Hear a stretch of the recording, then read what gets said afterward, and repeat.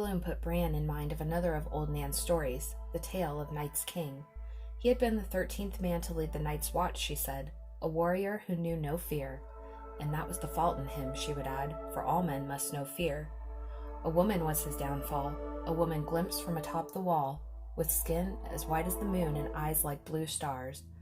Fearing nothing, he chased her and caught her and loved her, though her skin was cold as ice, and when he gave his seed to her, he gave his soul as well. He brought her back to the Night Fort and proclaimed her a queen and himself her king, and with strange sorceries he bound his sworn brothers to his will.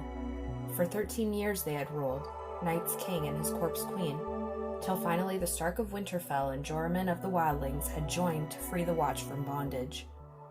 After his fall, when it was found he had been sacrificing to the others, all records of Night's king had been destroyed, his very name forbidden.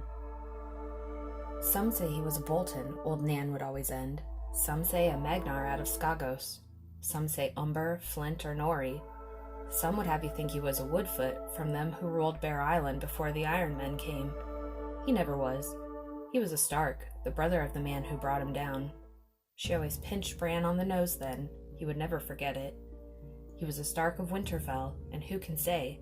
Mayhaps his name was Brandon. Mayhaps he slept in this very bed in this very room.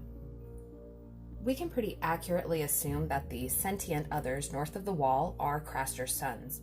That is what we were shown on Game of Thrones, and at the time George R.R. Martin was writing for the show, though in the books we have only seen the others in the prologue chapter of A Game of Thrones. We were given the scene at the Fist of the First Men with White Walkers, who were similar to zombies, and other than occasional stragglers, we haven't seen many of the undead. The show gave us legions of the undead beyond the Wall, but in the books it is much different. This leads many people to speculate that the others are waiting for someone specifically. Craster's more your kind than ours. His father was a crow who stole a woman out of White Tree Village, but after he had her, he flew back to his wall. She went to Castle Black once to show the crow his son, but the brothers blew their horns and ran her off. Craster's blood is black, and he bears a heavy curse. She ran her fingers lightly across his stomach. I feared you'd do the same once. In the prologue chapter of A Game of Thrones, there's a fight between Waymar Royce and the others. In the books, there are hints to them seeking him out specifically, and the chapter goes out of the way to describe Waymar's appearance, which is surprisingly similar to Jon Snow. When the others seemingly realize it's not Jon, they surround and make quick work of him, even laughing at him in their cruel language. They also allow another black brother from the ranging party to escape with his life. Why is this important? It proves the others are sentient, while the whites are not. Fast forward to Jon becoming Lord Commander of the Night's Watch, and he does a baby switch with Gilly for Mance Rayder's son, thinking he's protecting the son of the king beyond the wall from Melisandre and King Stannis, who threatened to burn him for the power of his king's blood. I mean to. I'll burn him, and the North will see how I deal with turncloaks and traitors. I have other men to lead the wildlings, and I have Rayder's son, do not forget. Once the father dies, his whelp will be king beyond the wall. Your grace is mistaken. You know nothing, Jon Snow, Ygritte used to say, but he had learned. The babe is no more a prince than Val is a princess. You do not become king beyond the wall because your father was. Jon sent Sam and Gilly south to Old Town, along with Mance's son and Maester Aemon. With Craster's terrible reputation of black blood and incest, the only person to miss his son is Gilly, and Jon thinks he's saving at least one of the babies. You know nothing, Jon Snow. It's strange, he said to Sam. Craster had no love for Mance, nor Mance for Craster, but now Craster's daughter is feeding Mance's son. Val's sister Dalla died giving birth to Mance's son, and Gilly acted as wet nurse to her baby. Val has grown close to the baby she calls Monster, though she knows it was her nephew sent south with Gilly for safety. She still loves little Monster, and when she finds out that Princess Shireen is staying in the same tower as the baby, she is utterly appalled and wants him moved immediately. Val believes killing Shireen would be a mercy. The Grey Death is what they call it beyond the wall, and a swift death is better than the slow agony and risk of this sleeping disease. As established in our previous video, The Grey Plague of the Starks, it seems very likely that Val will be the person to recognize that Jon has warged into Ghost and advocate for his resurrection by Melisandre. She has made the power of King's Blood very clear. The majority of the people at the wall are wildlings. They outnumber the Night's Watch, which is yet another reason why killing John was a terrible idea. When the wildlings figure out that John has been murdered, chaos will break loose at the wall, much like we saw in the show. There will be a small faction loyal to John, and they will side with Val in her efforts to resurrect him. She wanted King's Blood for her fires. Val knew she did. Lord Snow too. That's why they made me take Dalla's babe away and leave my own behind in his place. Maester Aemon went to sleep and didn't wake up, but if he had stayed, she would have burned him. Only death can pay for life, and we have a princess on our hands. Val is already eager to get rid of Shireen, and utilizing the power of her King's Blood seems like it would harness the power necessary to resurrect Jon Snow. But, as we have deduced, burning a grayscale victim releases a toxic vapor and quick release of the Grey Plague in a similar fashion to Garen's curse. Again, please check out the Grey Plague of the Starks video if you need more detail on this, but we are going to see in Jon's resurrection a strong parallel to the mysterious Shrouded Lord, who has strong ties to the Night's King, Night's Queen, and the others. We established in our last video that Val has seemingly endless parallels in the text to the Night's Queen, who, along with her Night's King and Lord Commander of the Night's Watch, bound men of the Watch to them through strange sorceries and sacrificed children to the others. She brought her king to life with her cold kiss, and he bound himself to her. When we consider Val's strong connections to Baby Monster and her desire to protect him, I believe she will keep him close to her when the shit goes down at Castle Black, especially once she decides to start advocating for Shireen's burning. She isn't going to take any chances of Baby Monster going up in flames. I have a strong suspicion that when Shireen is actually burned, Val and the baby will be well hidden away, likely in with Jon's corpse, in hopes to see the magical resurrection take place. This may save her and the baby from being infected by the plague outbreak. We'll see a familiar scene of a small retinue of Night's Watch brothers and a select few wildlings, Jon's personal guard, along with Val and the baby, practicing safe social distancing from the Grey Plague outbreak on the other side of the door. In the show, it took a bit of time after the ritual before Jon actually woke up, so will the fast-acting plague have run its course? Will we now be surrounded by a massive crowd of dead plague victims and soon-to-be whites rising from the dead? Burning shafts hissed upward, trailing tongues of fire. Scarecrow brothers tumbled down, black cloaks ablaze. "Snow!" an eagle cried as foemen scuttled up the ice like spiders. Jon was armored in black ice, but his blade burned red in his fist. As the dead men reached the top of the wall, he sent them down to die again.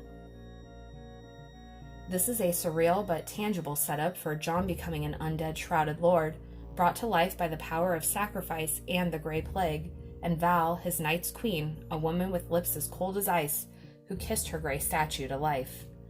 The parallels become unmistakable to Old Nan's scary bedtime story. Consider the Night Queen being spied from atop the wall. The outside air seemed even colder than before. Across the castle, he could see candlelight shining from the windows of the king's tower. Val stood on the tower roof, gazing up at the wall. Stannis kept her closely penned in rooms above his own, but he did allow her to walk the battlements for exercise. She looks lonely, Jon thought. Lonely and lovely. The Grey Lord granting a boon to those who make him laugh. Val patted Sir Patrick on the head. "Up with you now, Sir Kneeler. Up, up." She sounded as if she were talking to a dog. It was all that Jon could do not to laugh. Stone-faced, he told the knight they required audience with the queen. The Night Queen binds the Night's Watch brothers to her through strange sorceries. Val did not join the chant, he saw, nor did the brothers of the Night's Watch.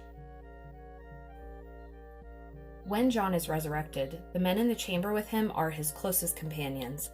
Val will be present, and those men will stay loyal to her for her efforts to bring their Lord Commander back to life. There is strong potential they will move to the Night Fort. Depending on how things go with the plague victims, they may wish to leave or be forced to flee Castle Black. Not to mention, Bowen Marsh has been obsessively recommending sealing the gates at Castle Black. I would not be surprised if his very first efforts after John's death would be to do so. He was extremely unhappy with John allowing the wildlings through the gates and offering them sanctuary, and given the chance, he will prevent anything like that from ever happening again. The Night Fort is a haunted and terrible place, and good Queen Alysanne Targaryen had it barred and closed when she visited during her trip to the Wall 200 years ago. There are many haunted stories that come from that ruined castle, including the Mad Axe and the Rat Cook. The Night Fort has been reopened and is under repairs for King Stannis to take as his northern seat, which means it will be prepared for the arrival of a new king and queen, along with at least one child. "Your Grace," said Jon Snow, "my builders have done all they can to make the Night Fort ready to receive you, yet much of it remains in ruins. It is a large castle, the largest on the Wall, and we have only been able to restore a part of it. You might be more comfortable back at Eastwatch by the sea." Queen Selyse sniffed. "We are done with Eastwatch. We did not like it there. A queen should be mistress beneath her own roof. We found your Cotter Pike to be an uncouth and unpleasant man, quarrelsome and niggardly." "You should hear what Cotter says of you." "I am very sorry for that, but I fear your Grace will find conditions at the Night Fort even less to your liking. We speak of a fortress, not a palace, a grim place and cold, whereas Eastwatch is not safe." The queen put a hand on her daughter's shoulder. "This is the king's true heir. Shireen will one day sit the Iron Throne and rule the Seven Kingdoms. She must be kept from harm, and Eastwatch is where the attack will come. The Night Fort is the place my husband has chosen for our seat, and there we shall abide." The Night Fort also has a magical passage below the castle for only the Night's Watch brothers to pass through. We saw this with Bran and company and with Sam and Gilly. It was also the home of the Night's King and Queen during the first long night. The Night Fort had figured in some of Old Nan's scariest stories. It was here that Night's King had reigned, before his name was wiped from the memory of man. Now we must face the facts that we are looking at some direct parallels proving that Jon is a Night's King figure and Val his Night's Queen. What control will they have over the others? Or is it a matter of politics, an icy version of the Game of Thrones? Again, are we dealing with sentient others who recognize that Jon may be an authoritative figure? He will be a resurrected, undead Fire White who was arisen by the power of the Grey Plague, a warg with Stark blood, mixed with Targaryen or Dane. Yes, I'm going there. Perhaps, in a negotiation for peace or alliance, we will see Jon communicate with the others, the more sentient sons of Craster. And what better trading chip do Jon and Val have but their baby brother, the one who got away? A sacrifice to the others. Jon was in no mood for it. It is too cold and dark to play, and the hour is too late. Only for a time. You will return, for the boy, if for no other reason. Craster's son, Val shrugged. He is no kin to me. I've heard you singing to him. Would they give the baby back to Craster's sons, in a negotiation tactic, or an attempt to establish leadership through an act of good faith? Perhaps in this we may begin to see the others as just another northern race. Are we about to see Jon become the leader of the White Army and the others? It actually kind of makes sense. There had been no attacks while they had been at Craster's, neither whites nor others. Nor would there be, Craster said. A godly man got no cause to fear such. I said as much to Mance Rayder once when he come sniffing around. He never listened, no more'n you crows with your swords and your bloody fires. That won't help you none when the white cold comes. Only the gods will help you then. You best get right with the gods. Gilly had spoken of the white cold as well, and she'd told them what sort of offerings Craster made to his gods. Sam had wanted to kill him when he'd heard. There are no laws beyond the Wall, he reminded himself, and Craster is a friend to the Watch. As mentioned before, the only person who would miss Gilly's baby would be Gilly, and she is long gone in the south with Sam. We must remember one crucial fact. Sam has the Horn of Winter. If he were to find out that Gilly's baby was used as a playing chip, would his anger blind his judgment? Would he bring down the Wall in an attempt to destroy the Night's King and Queen come again? Sam was already furious with Jon once he figured out the baby swap. All of Sam's efforts to become a maester are in the name of the Night's Watch.